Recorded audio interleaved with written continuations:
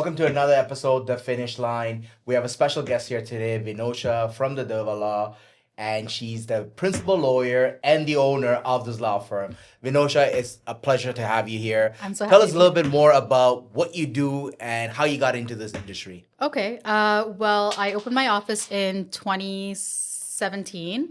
So next year will be 10 years. Oh, congratulations. Thank you. But I've been in the legal industry since the time I was 15. So we're now Wow. reaching 5 years. No, I'm joking. Yeah. So it's been some time. We're talking more than 20 years. We're not going to disclose the age. Yeah, more than 20 years. I'll just leave it at that. But in terms of getting into real estate, it actually happened accidentally.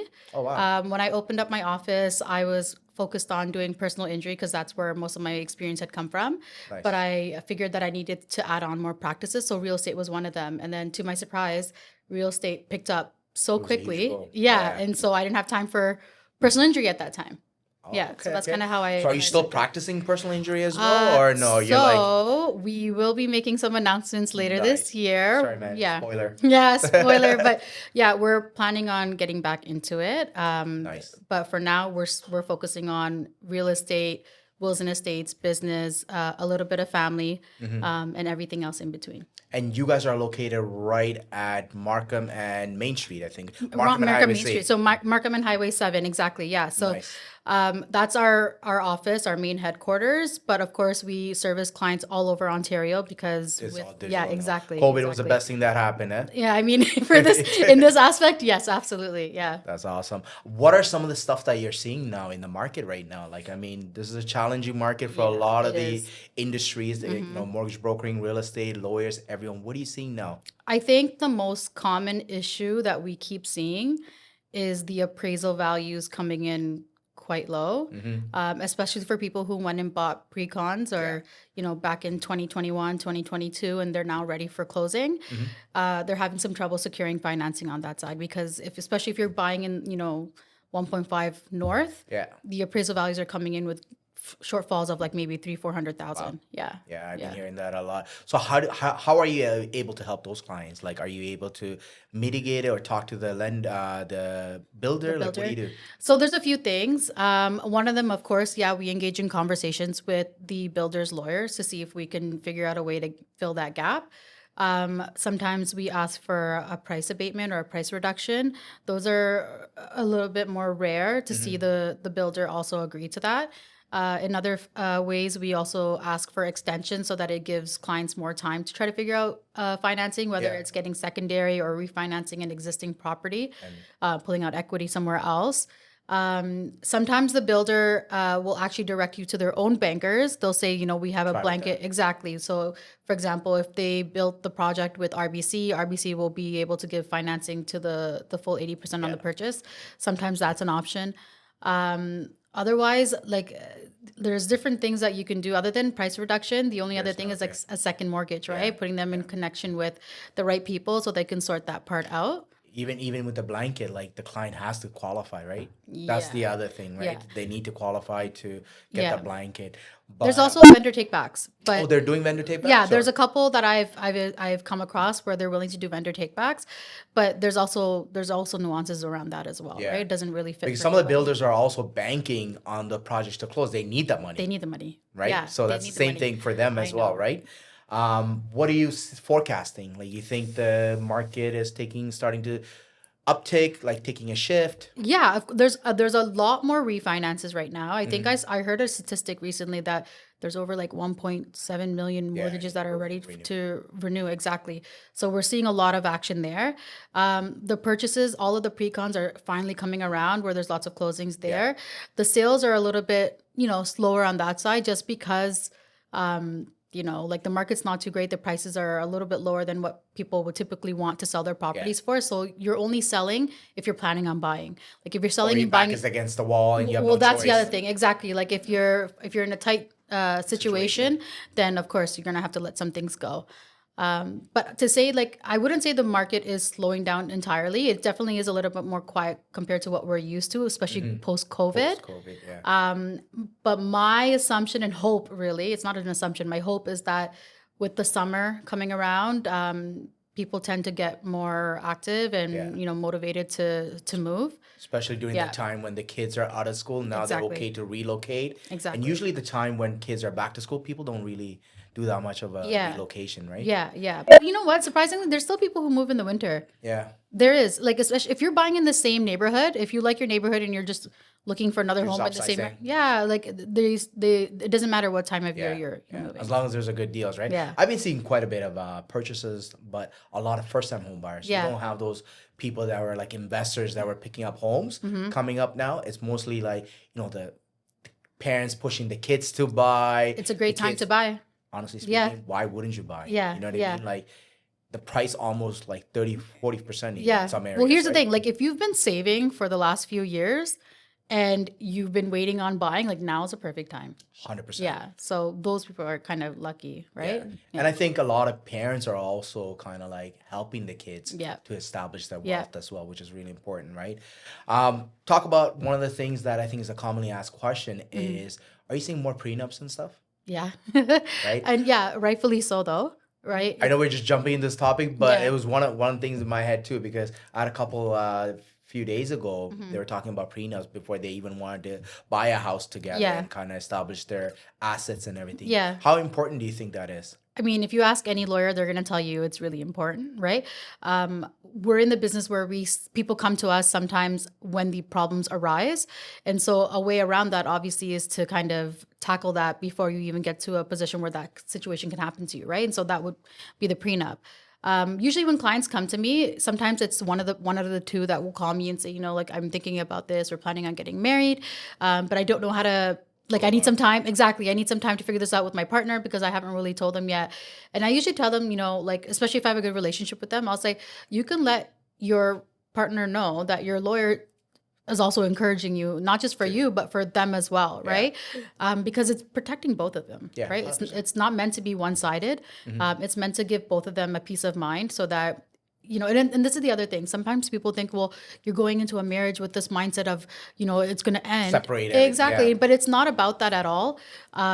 It's about being prepared. Like, it's almost like saying if you were to go get a car, you're going to get insurance, not because you're going into the mindset of one day I'm going to get into an accident, but it's security. If I get into an accident, we know that there's some type of coverage, right? Oh. So in this situation, it's like, should something happen or should there be some type of influence that's coming outside of the marriage? Sometimes it's families, right?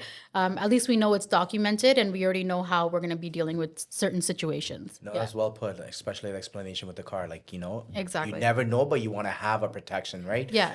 So like that brings us to the next question, matrimonial home. Yeah. Like I always thought about like if you owned the house before, it's not matrimonial. But if a spouse lived in the house for I don't know how long they have to live in there, does that become matrimonial home? It does. So you can own a home on your own, but the moment that home becomes the matrimonial home, meaning the home that you and your spouse reside at, it becomes the family property. Now, if you do a prenup, you can include that into your prenup to say this property is pre-existing and owned by me. And set a value? And well, you can say this property, you can set a value. But the thing is, you can't contract yourself out of matrimonial rights, meaning that person will still have possession rights. They still have a right to live there. Okay. So you can't say during the marriage, like, this is my house, you got to leave. That doesn't exist, right? Can't kick them out. No, even if there's issues, you both have equal rights to that house because it's matrimonial. But in terms of the equity, you can kind of manage that through your prenup.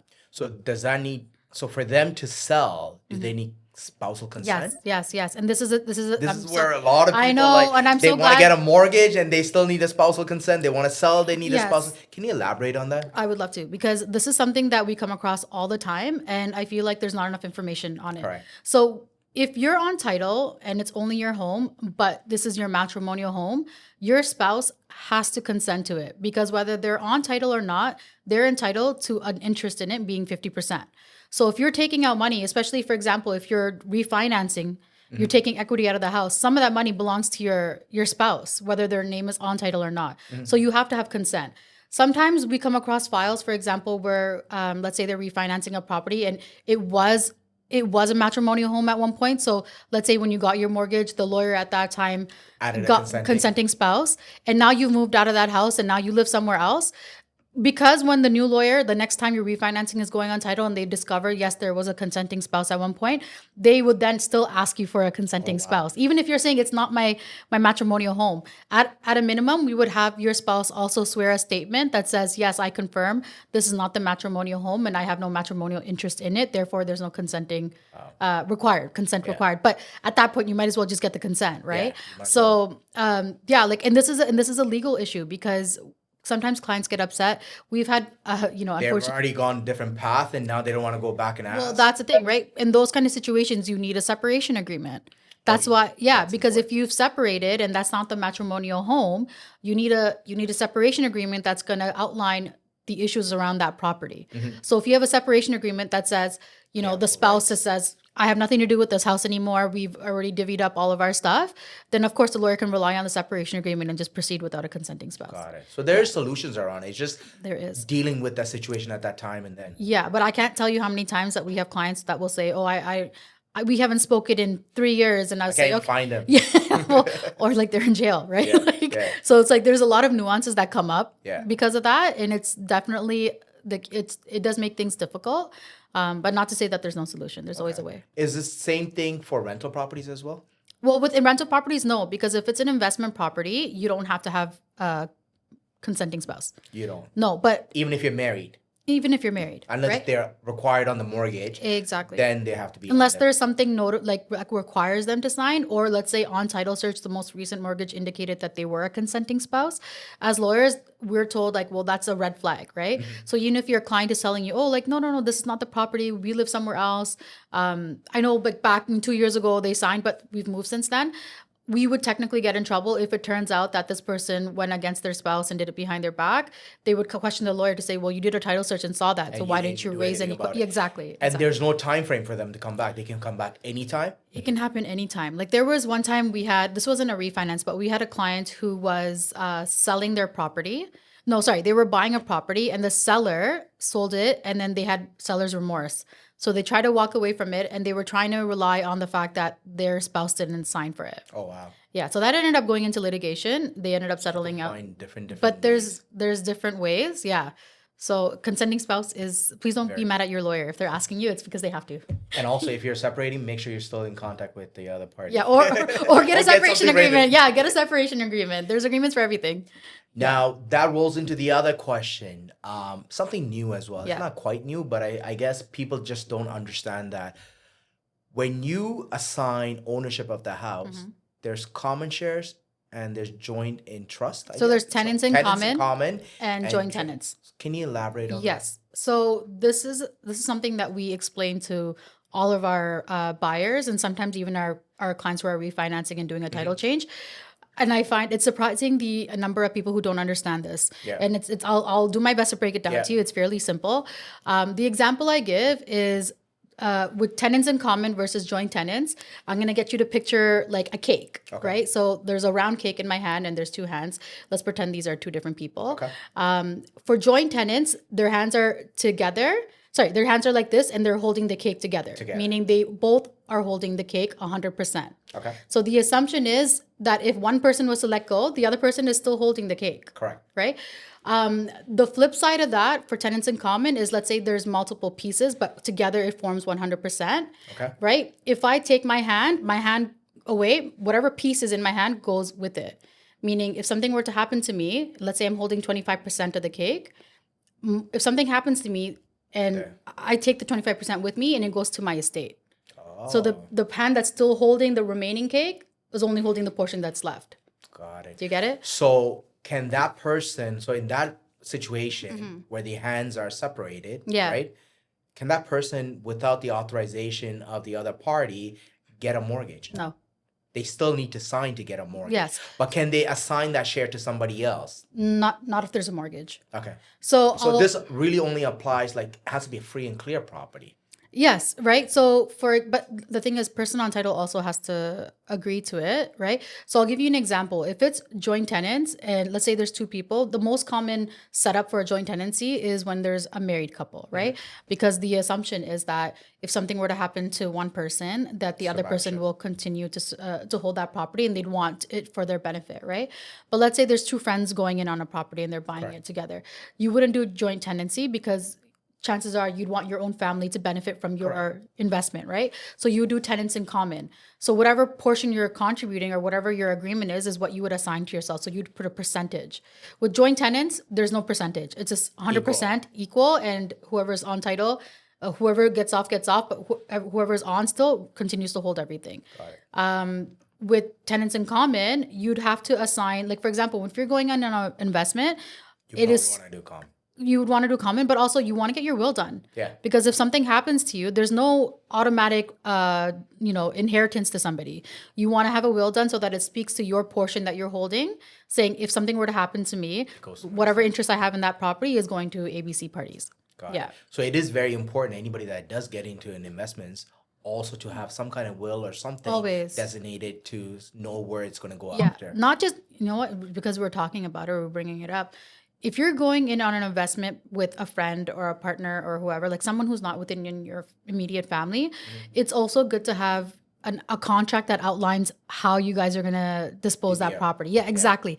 Because sometimes you'll go in and then one person will say, listen, I need the money. I need to free up my money. So can we sell the property? And the other person might say, no, I don't want to. sell. Exactly. Yeah. So you want to kind of have all of those things outlined for you in an agreement so you understand this. Or like, for example, navigating maintenance costs. Yeah. What if one person's paying for the roof repair? Do they get that money back in full? Or is it like, you know what I mean? There's different things that you want to discuss before going into that. It's almost like in a partnership to having a shotgun clause. You know Exactly. what I mean? You need to have Yeah. something in place Yeah. to buy out the other one or figure out something.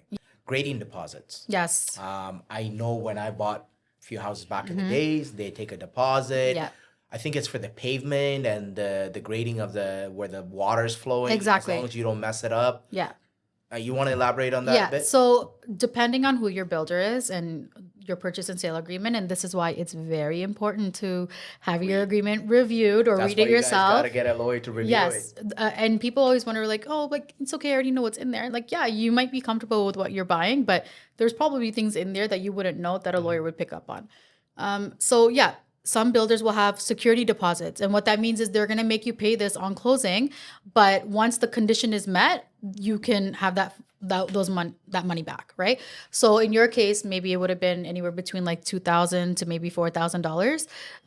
What they're doing is they're saying, okay, once this condition has been met, we'll give it back to you. But the catch is you have to go ask them. Ask for it. Yes. And they give you some builders will even give you a timeline. Like they'll say, There is a timeline? oh yes, wow. some of them will say you have up to 2 years from the claim it time, back. of whatever this condition is met to call us and receive that back. And the tricky part is sometimes they won't even let you know when the condition is met. So that's what I was gonna say. Who tracks the condition has been met, right? So yeah, like the you would client. have to email the construction site and see, hey, listen, this is met, or you gotta email the builder. So what I do, or like what I've seen, like I'll tell you from my own personal experience. Like I had a closing last year.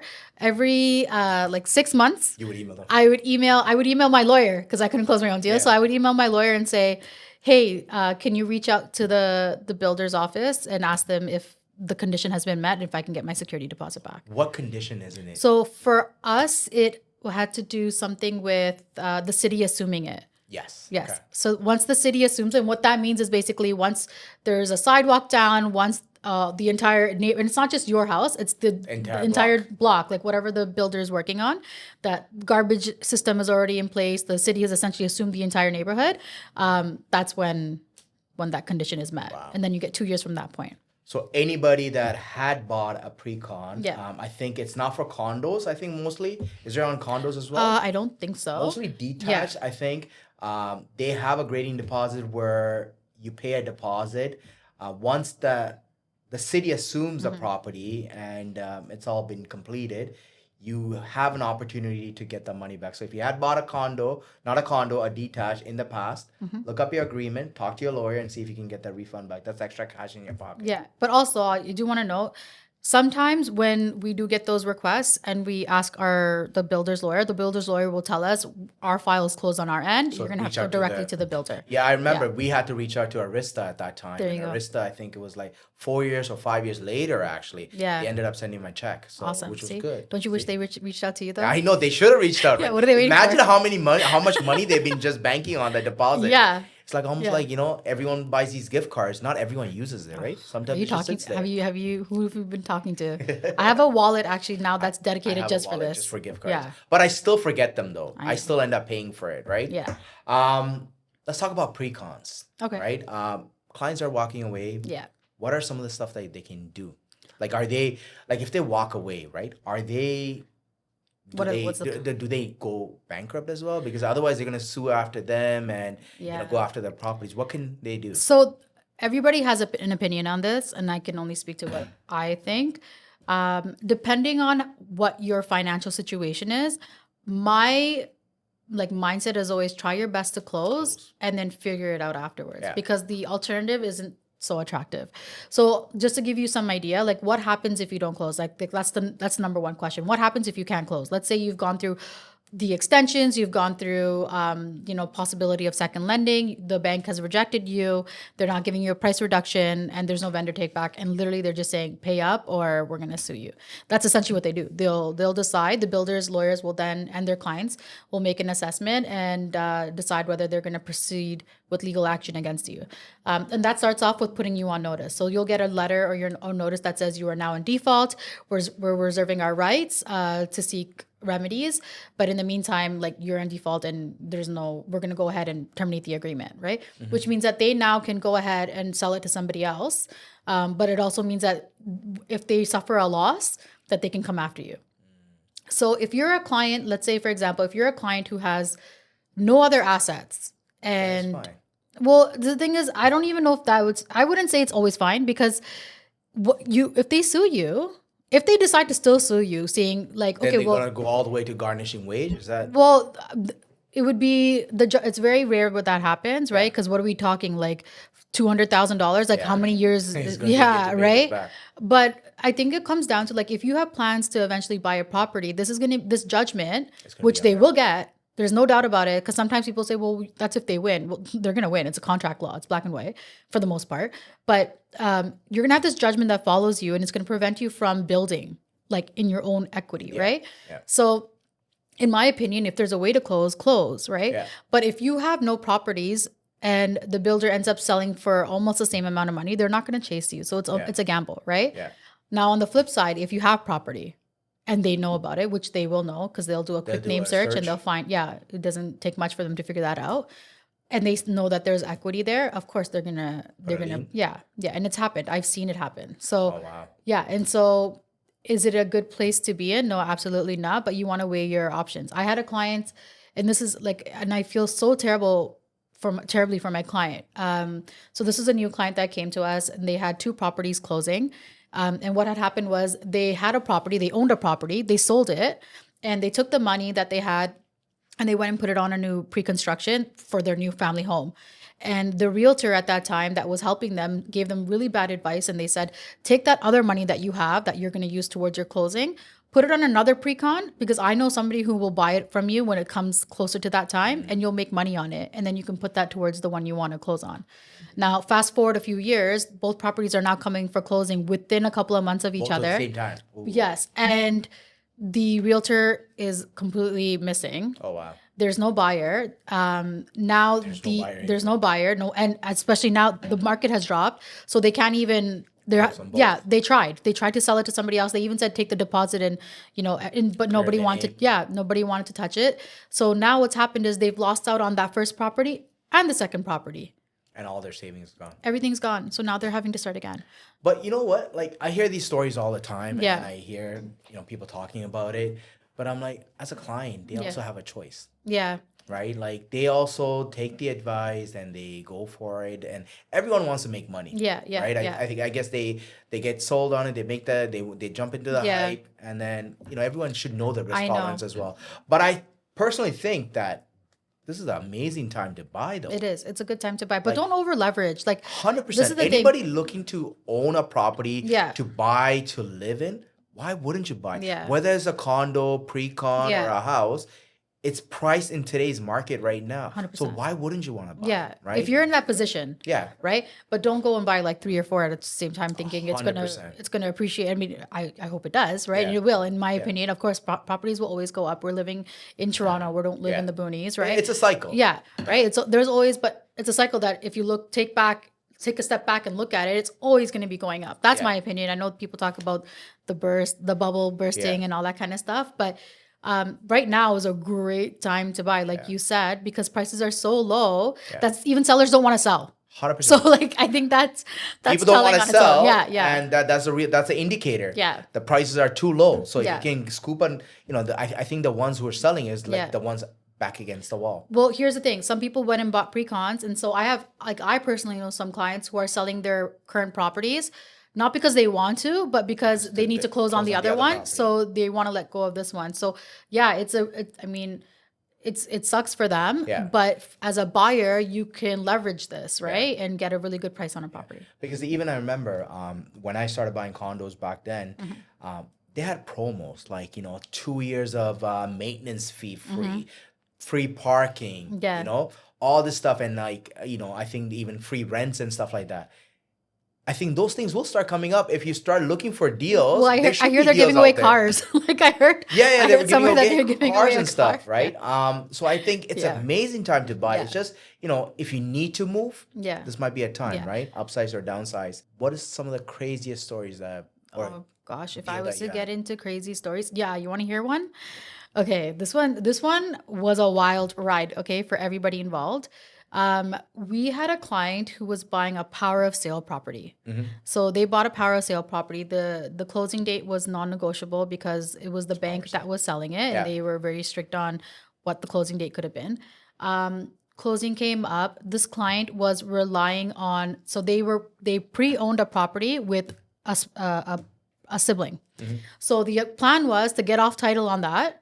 So refinance, get off title, take the portion that they owned in that property, and then use that towards this closing. Now, I don't know what happened, but the financing basically got dragged out. Wow. And they didn't meet the closing date, so we needed to get an extension. And luckily, we were able to get an extension. So they gave us an extension. It came with a cost, but they got an extension. And so, now they had a second chance at this. And so the refinance was completed. Okay. But so you guys now, got the money out? So we got the money out, but now the main mortgage for this property was delayed. Wow. So now we're needing a second extension. So when we went for the second extension, the bank wasn't. They said no. Wow. They were not willing to negotiate on anything. Any terms? And the worst part is when they got the first extension, they gave a further deposit. So we're now there's like $80,000 of worth of deposits, and they were not willing. We got to the point where we said we will pay it in 2 days because they were now looking at private mortgages. Yeah. And the bank was just like, absolutely not. Wow. So what do you do in a situation like this? I'll tell you how it ended. But so now the client's on the phone crying, the agent's on the phone like fighting the other agent. It was just a whole. I'm on the phone arguing with we're now exchanging cell phone numbers because it's past 5 p.m. But it's such an important thing. So I'm like getting mad at the other lawyer saying like, what kind of clients do you have? This is unethical. Like, this is a first time, like this But is the first home. Though. Pardon? It's the bank. It's the bank, but there's the trustee. But also it's not a big bank. Okay. It's a private lender. Oh, okay. So it's a person, right? Got it. So it was terrible. Like this was like a Friday, all throughout the weekend. The client is crying on the phone with me. That was the worst. My heart. Yes, exactly. Right. So at this point now they're saying, well, if you want to buy the property, you got to renegotiate the deal. So they wanted a higher price. They wanted a higher price. So now, or they wanted to sell it and make money on it. But the thing is, there's a few problems with this. One, the application was already in. So if we renegotiate it, now you just start the whole thing all over again, right? And then second, the deposit. What happened to the previous deposit? Are you going to transfer that over? And they said no. They weren't going to transfer it over. So the client at that point made a decision like with their agent. They said, well, this is what it is. Even with the increased amount, it's still a really good buy because it was a power sale. So they were already saving like $200,000 from They what ended up paying more. So they didn't end up paying all of it, but they did end up paying a good chunk of it. But there's a few other things that are at play. When we did all the numbers and stuff like that, they ended up, I think it was like maybe a $20,000 increase, which isn't so bad because if they had done an extension, It would have cost almost exactly. And spending an extra $20,000 over like saving $200,000 just from the purchase price was still a win. The client was still very much like, some of these interactions, they leave a bad taste for you. So you're like, do you really want this house? Like maybe there's another house. It's like, no, I want this house. They still wanted that house. So fast forward, they ended up going into a new agreement and we ended up closing earlier than what we had set the date for. This was during March break? This was maybe 2 months ago. Oh, wow. Okay. And the fact is, like, very rarely do you ever see a vendor who's not willing to read, like, there's Times like extensions. this, like, exactly. you know what I mean? Or they'll say, you know what, pay us a fee. Maybe we'll argue over what the fees should be, right? But to say, no, we're not going to sell it to you. And new contract. Crazy. Crazy. And That's, in my opinion, unethical, but I'll save those comments for But end of the day, there's a happy client at the end. Yeah, right? He or she was happy. They were so happy. They great. were ecstatic with us because one of the things that they really felt is that every call that they had after hours and even on the weekends, I was on the phone with them and their agent for over an hour at times. I remember one time I was talking and it was daytime outside, and by the time I hung up, it was completely dark in my room. So it's almost like you build a personal relationship with this person. Yes. That's awesome. What are you seeing in terms of, I know we're going to shift topic a bit, in terms of marriages. You see, like, because of these financial crises, like, marriages are starting to take a little bit of toll. Well, okay, like, I mean, it's no surprise some marriages, the number one thing that causes division between people is finances. Right? I think we are entering into a new day and age where the conversations of finances are so important, even before you get married, but even during your marriage. Yeah, exactly. And making decisions like buying properties, things like that requires, especially if you're relying on two incomes, that requires a conversation. It's prenup season. Like, we're in that day and age, not to say, well, there's something happening or the likelihood of statistics. I'm strictly speaking on numbers, right? We all know that the number of people who end up either separating or divorcing is quite high compared to what we've normally seen in the past. So especially in our community as well. Especially in our community. Very on a fast pace. And the thing is, it's not to say that, these problems never existed before. It's just now we're so independent and we're so like, people know what they want and what they don't want, and they're not afraid to start all over again. Versus our parents' generation, where they would just stick things. They would just push through, right?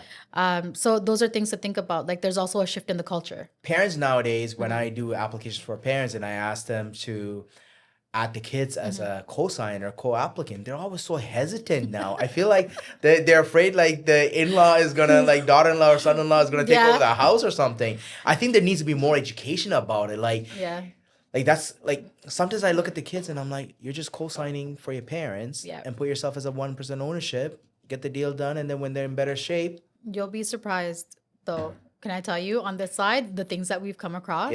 I'll give you an example, okay? Like, you were talking about difficult files.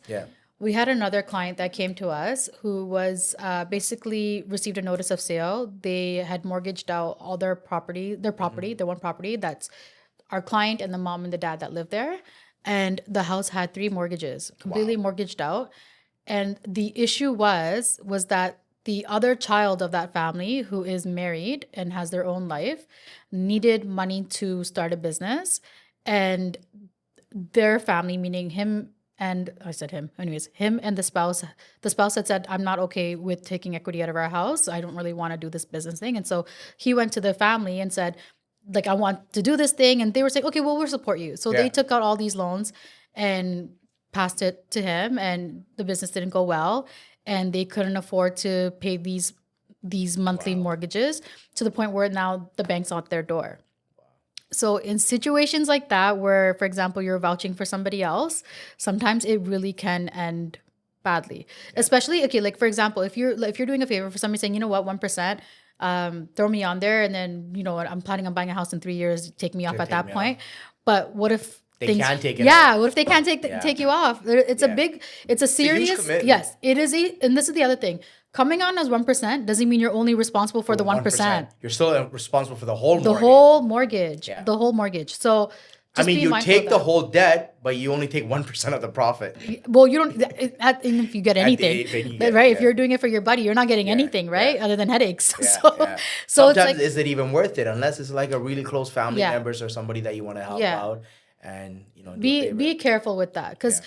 the other thing that another situation that we came across is there was a family, they needed a co-signer. A family friend said, I'll do it 1%, and then when it's time for refinancing and taking them off, they said put 50 down. Yeah, they said put 50K down, Wow. and obviously they're not friends anymore. Yeah. And it went Did through. they end up paying the 50? They ended up paying something, Okay. but it was I mean, I would think they would automatically give that person something because it is an effort. You know what I mean? there was no effort. They're still there was coming no together. loss. They had to give all the documents and all Ayyo, that stuff. come on. you know? Then itne fera ko tuklam. Why are we doing this? Yeah. It's like, I think it's all about being upfront. Yeah. Like if you're going to You do gotta that have and proper have a conversation, communication. you can say, like, for example, if you're losing your first time home buyer credit because you're signing on for somebody. Yeah, 100%. Like Yeah. I tell some of the parents, Yeah. they'll be like, oh, my son or daughter doesn't want to lose Yeah. their first time home buyer. I'm like, listen, what is first time home buyer? Just pay it for them. First of Yeah. all, is the $4,000 or $5,000 Yeah, credit yeah. that you get, right? That's if they're buying in Toronto. Yeah. Right? And then the other thing is the RSP withdrawal. Yeah, yeah. Do they even have RSP, first of all, to withdraw? Yeah. If they don't have RSP to withdraw, they're not losing anything. Yeah, yeah. Right? And even by the time the kids are ready to buy something, the parents are probably going to help them out anyways. Anyways, Give them yeah. the $5,000, $15,000 Yeah. at that time. Yeah. So sometimes we find solutions You like that assess to it. balance. Yeah, gotta- you assess what's the long term, Yeah. So that's amazing.